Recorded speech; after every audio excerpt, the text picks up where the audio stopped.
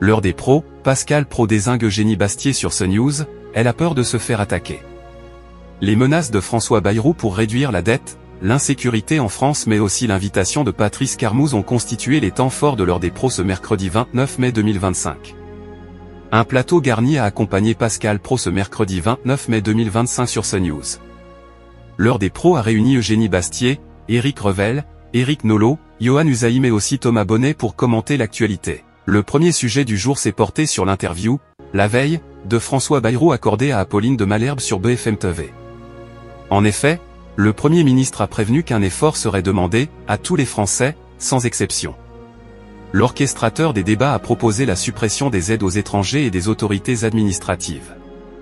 Devant le scepticisme d'Éric Revel, Pascal Pro s'est montré accusateur, même vous, vous êtes un petit homme gris. Eugénie Bastier a défendu son collègue, ça ne suffira pas Pascal à réduire la dette. Et Éric Nolot d'enfoncer, c'est des cacahuètes ce que vous proposez. Vous avez chiffré ?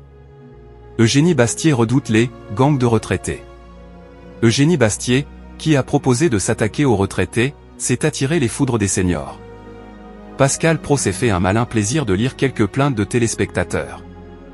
Vous êtes anti-vieux, a lancé Pascal Pro pendant que sa chroniqueuse se justifiait.